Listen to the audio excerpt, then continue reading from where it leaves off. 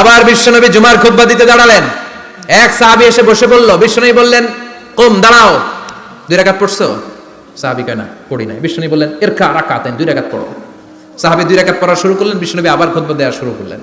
খুতবার নিরবিচ্ছিন্নতাকে ভঙ্গ করে বিশ্বনবী তাকে দাঁড়াতে বললেন, 2 রাকাত নামাজ পড়তে বললেন। তার মানে খতিব সাহেব মন গড়া শুধু খুতবা দিয়ে যায় না, ডানে বায়ে কোথায় কি হচ্ছে সবকিছু নজরে রেখে, কন্ট্রোলে রেখে, সামাজিক সব সমস্যার কথাগুলো তুলে ধরে অসামাজিক কার্যকলাপের বিরুদ্ধে হুঙ্কার দিয়ে জুমার প্ল্যাটফর্মটাকে শক্তিশালী করাই হচ্ছে একজনের খতিবের দায়িত্ব। চিল্লায় এখন ঠিক কিনা?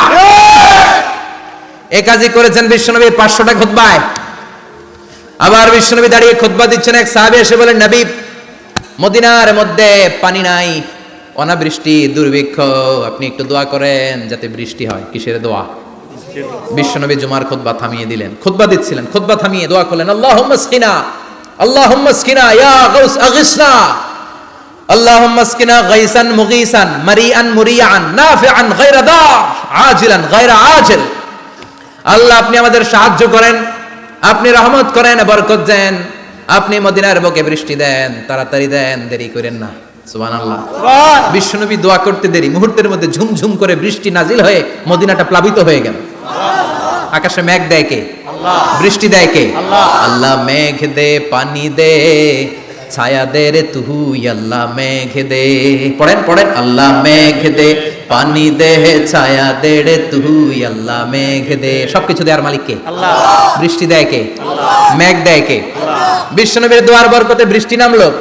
শুক্রবার বৃষ্টি, শনিবার বৃষ্টি, রবি সোম মঙ্গল বুধ বৃহস্পতি শুক্র, এর পরের শুক্রবার পর্যন্ত টানা বৃষ্টি হলো। কারণ দোয়ার বৃষ্টির দোয়া করছে, বৃষ্টি বন্ধ অর্ধ করে নাই, চলতেছে।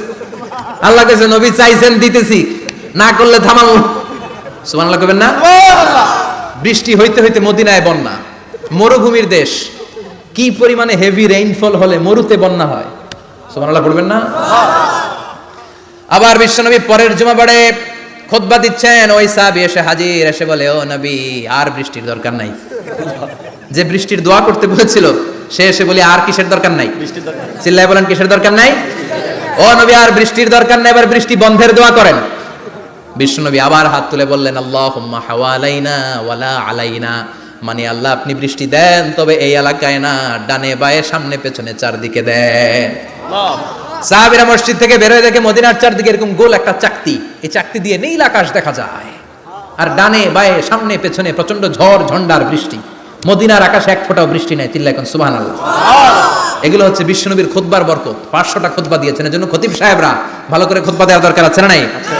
আল্লাহ বললেন, ইযা নুদিয়া লিস-সালাতি মিন ইয়াউমিল জুমআতি ফাসআউ ইলা যিকিরিল্লাহি ওয়া যারুল বাই। জুমার আযান যখন হয়ে যায়, জুমার নামাজ পড়তে যাও, বেচা কেনা বন্ধ করে দাও। কার কথা? আল্লাহর। Close the shop, shut down the shop, close the market. Market বন্ধ, দোকানের শাটার নামাও, ক্যাশ বক্সে তালা ঝুলাও, ব্যবসা প্রতিষ্ঠান, মার্কেট সবগুলো বন্ধ করে একজনের জিকিরের দিকে ছুটবা। তিনি কে? আল্লাহ। অল্প 1-1.5 ঘন্টার জন্য যদি ব্যবসা বন্ধ রাখেন, পরে যখন আবার দোকান খুলবেন, জুমার বরকতে ব্যবসা বাড়িয়ে দিতে পারে কে? এরপর আল্লাহ বললেন, ফাইযা কুদিয়াতিস সালাতু ফান্তাশিরু ফিল আরদি ওয়াবতাগু মিন ফাদলিল্লাহ ওয়াযকুরুল্লাহা কাসীরান লাআল্লাকুম তুফলিহুন। যখন নামাজ শেষ হয়ে যায়, ফাইযা কুদিয়াতিস সালাতু ফান্তাশিরু ফিল আরদ, জুমার নামাজ যখন শেষ হয়ে যায়, জামাতের নামাজগুলো যখন শেষ হয়ে যায়, ফান্তাশিরু ফিল আরদ, জমিনে ছড়িয়ে যাও, ওয়াবতাগু মিন ফাদলিল্লাহ, আল্লাহর কাছ থেকে ফজল তালাশ করো, মানে রিজিক তালাশ করো। কার কথা? আল্লাহ। নামাজ শেষ মসজিদে থাকবেন? কই যাবেন? কথা কোন, জোরে কোন। নামাজের সময় ঢুকবেন কই? নামাজ শেষে যাইবেন কই? আবার বলেন, আজান হলে ঢুকবেন কই? মসজিদে। আজান শেষ, নামাজ শেষ, যাবেন কই? কুদিয়াতিস সালাহ ফান্তাশিরু ফিল আরদ। এটা হচ্ছে ইসলামের বিধান। মসজিদে গোল হয়ে বসে থাকার কোনো বিধান নাই। শুধু মুরব্বী যারা, কাজ নাই, ফ্যামিলিরে দেওয়ার কিছু নাই, অবসর সময়, অঢেল সময় মসজিদে বসে তেলাওয়াত করেন, জিকির করেন, সমস্যা নাই। কিন্তু যুবক যারা, নামাজের পরে সমাজকে উপহার দিবা, রাষ্ট্রকে অনেক কিছু উপহার দেওয়ার আছে, তোমার ফ্যামিলির প্রতি অনেক দায়িত্ব আছে, কর্মক্ষম কেউ নামাজের পরে মসজিদে অলস সময় কাটানো যাবে না। বিধানটা কার?